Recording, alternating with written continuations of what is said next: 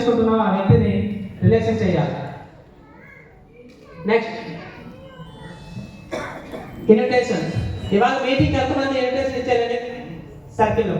మనకి తెలిసిన వాళ్ళకి ఇన్విటేషన్ ఇచ్చే విధానం చాలా కామెడీగా ఉంటుంది, కొన్ని సందర్భాల్లో చాలా సిల్లీగా ఉంటుందండి. ఏంటి అంటే కనుక ఒకటి ఏంటంటే మీటింగ్ ఉంది, ఒక 5 నిమిషాలు వచ్చిపో,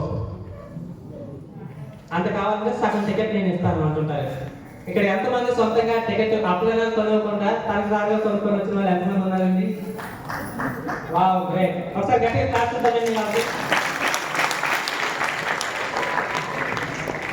ఎందుకంటే ఇన్విటేషన్ అనేది చాలా ఇంపార్టెంట్ అండి. ఎందుకంటే ఇన్విటేషన్ లోనే మన మొత్తం బిజినెస్ ఎఫెక్ట్ అంతా చెప్పచ్చు. మనం ఎంత ఎఫెక్టివ్ గా చెప్తే అంత మంచిదండి. చాలా మంది అర్జెంట్ గా కూరగాయల తోటికి వెళ్ళే వాళ్ళతో, ఓకే, బాత్రూమ్కి వెళ్ళే వాళ్ళతో అలాంటి వాళ్ళకి చెప్తుంటారు, అంతా బిజినెస్ గురించి చెప్తాం, మీటింగ్ ఉంది రావాలి. సింపుల్ గా చెప్తాండి, మీ ఇంట్లో కనుక ఏదైనా మ్యారేజ్ ఫంక్షన్ ఉంటే కనుక ఇన్విటేషన్ కార్డు ఎలా ఇస్తారండి? భార్య భర్తలండి, మా పాప పెళ్ళి ఉందండి, లేదంటే మా బాబు పెళ్ళి ఉంది, తప్పకుండా మీరందరూ కూడా కుటుంబ సమేతంగా మా ఇంటికి వచ్చి ఇంత ఆరగించి మా పిల్లల్ని ఆశీర్వదించాలి. ఎస్ఆమా? ఎవరితో పంపిస్తారండి?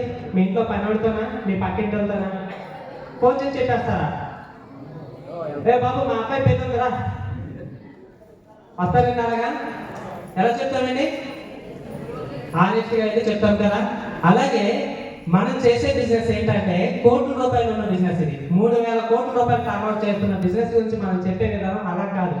చూడండి, ఇప్పుడు పేపర్ పై వేస్తాం కదా, పేపర్ ఇసుకుంటుండే ప్రతి ఇంటికి, అలా ఇస్తే వస్తారంటారా?